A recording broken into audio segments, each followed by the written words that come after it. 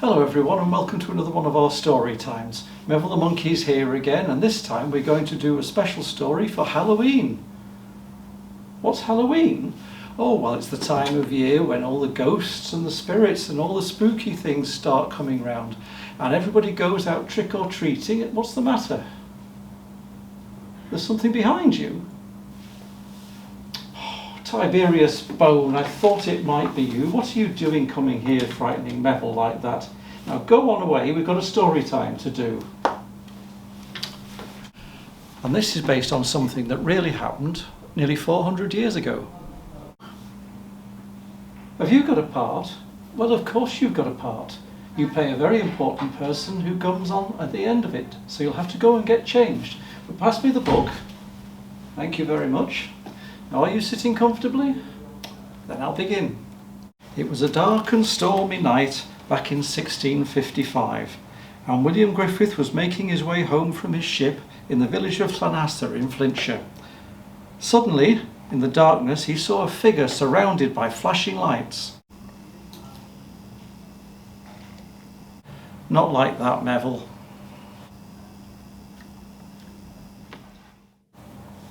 William Griffith was so terrified by what he saw that he made for the nearest inn and fell in a dead faint on the floor.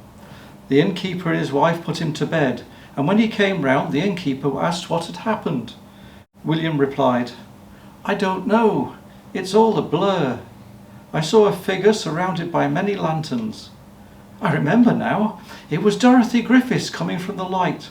I started to feel ill. She must have put a spell on me. She must be a witch." The innkeeper said, "But Dorothy is a kindly woman who helps to heal the sick."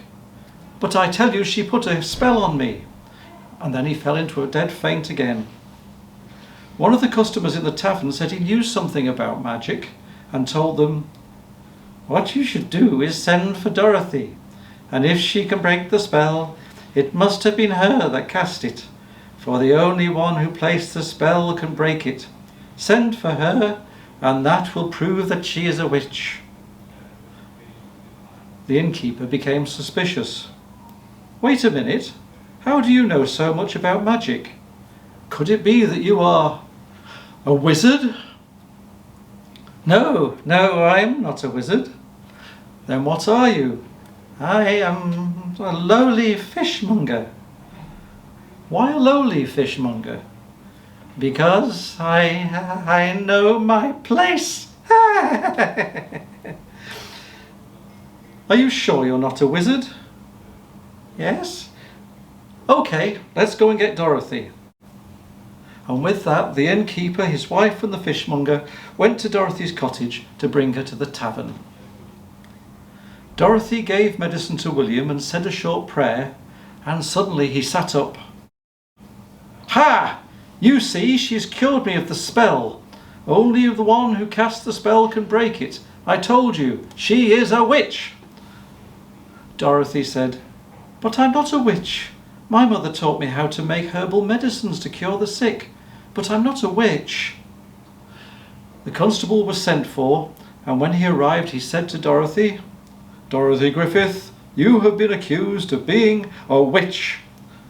You will be held in the jail until you can be tried for the heinous crime of witchcraft."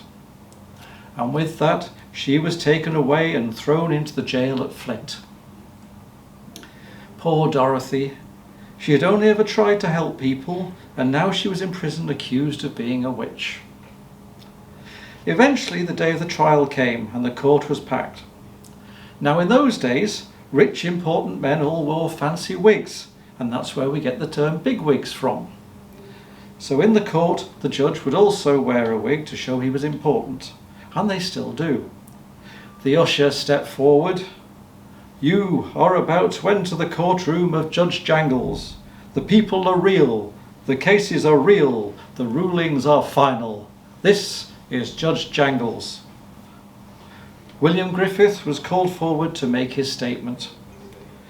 "Your Honour, I was walking from my ship when there appeared before me lots of lights, as if many lanterns were about, and there in the middle was Dorothy Griffith.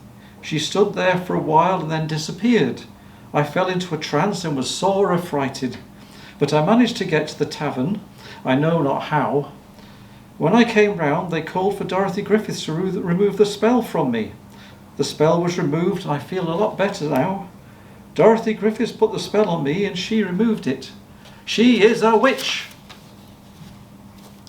Then the innkeeper and his wife told the judge their story, as did the other people from the tavern, all saying that Dorothy Griffith was a witch. Suddenly, the door of the court flew open.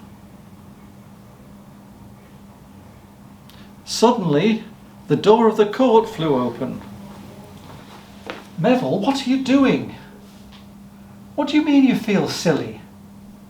Well, that's what well-dressed gentlemen would have worn in the 17th century. Now hurry up, you're ruining the dramatic effect.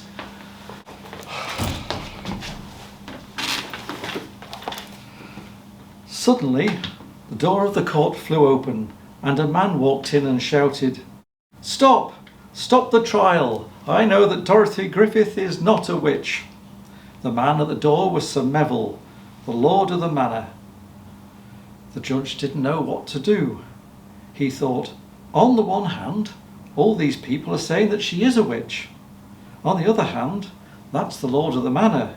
He's a very important man and has an even bigger wig than me. Finally, the judge spoke. "I have come to my decision. I find that Dorothy Griffith is not guilty of being a witch." Dorothy Griffith was really happy. At last she could leave the prison and go home free from the accusations of witchcraft. Sir Neville, the lord of the manor, had saved the day. And Dorothy Griffith lived happily ever after. There you are, Neville. What did you think of that? What happened to William Griffith? Well, that's the strangest thing. Not that long afterwards, William Griffith was turned into a toad. Happy Halloween!